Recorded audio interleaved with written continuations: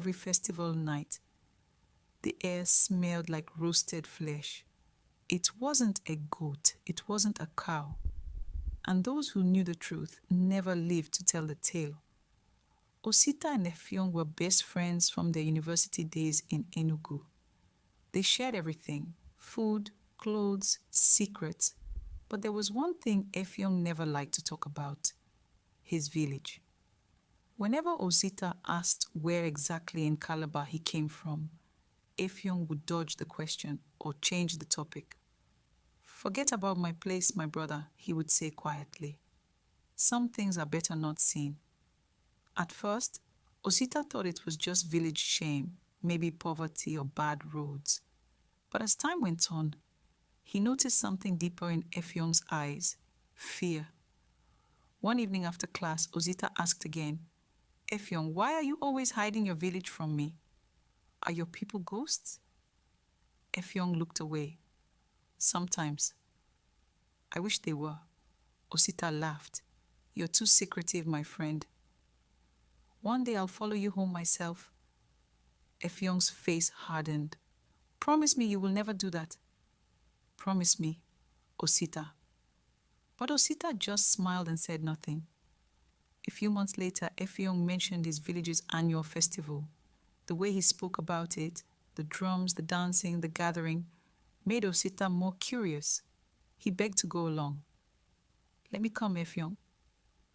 "You know I love learning about people's traditions." Effiong shook his head. "My people don't like strangers."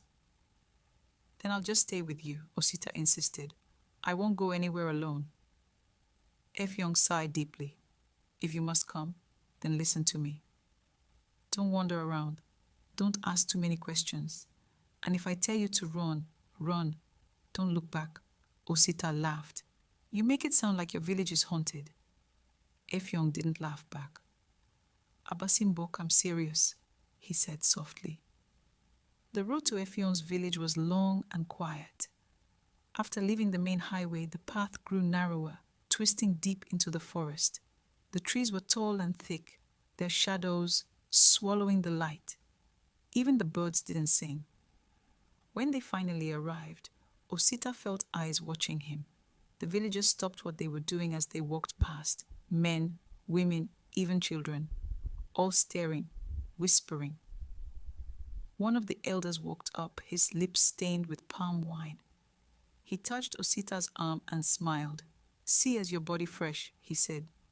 "This one goes sweet well. Everyone laughed. Osita smiled uneasily. "What did he mean?"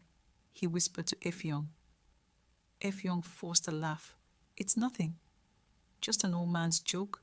But Osita could see the worry in his friend's eyes. That night, the festival began. Drums beat wildly, torches burned everywhere. The villagers danced around a giant fire. They roasted meat on long sticks, singing and clapping. But something about the smell felt wrong. Too strong, too heavy. "What kind of meat is that?" Osita asked. Effiong looked away. "Don't ask questions." Later that night, Osita couldn't sleep. From inside the hut, he heard strange noises: footsteps, low chants, and the sound of something being dragged. He peeped through a small window and froze. He saw 3 men carrying a body into the shrine behind the fire. The body looked human. Osita stepped back, heart pounding. "Chineke, what is this place?" The next morning, some visitors who came for the festival were gone.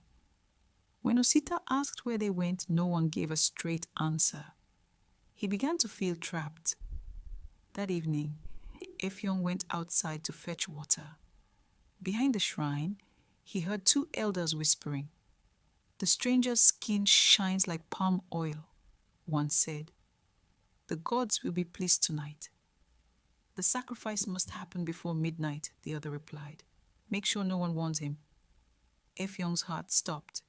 "Edie," he gasped under his breath. He ran back to the hut and shut the door. "Osita," he whispered, shaking. "They're planning to kill you tonight." Osita's face went pale. "What? Why?" Effiong looked down. My people, they eat human flesh. They believe it gives them strength and a long life. The gods must be fed every festival, and this time they chose you. Osita staggered back. Effiong, we have to escape. Effiong nodded slowly. Listen to me carefully. When they come, we'll switch places. Wear my clothes, sleep on my mat. When you hear me shout from the back of the hut, run into the bush path behind the house. Don't stop. Don't look back. No matter what happens. Osita's eyes filled with tears. But what about you? Effiong smiled weakly. If one of us must die, let it be me. Maybe that's how this curse will end.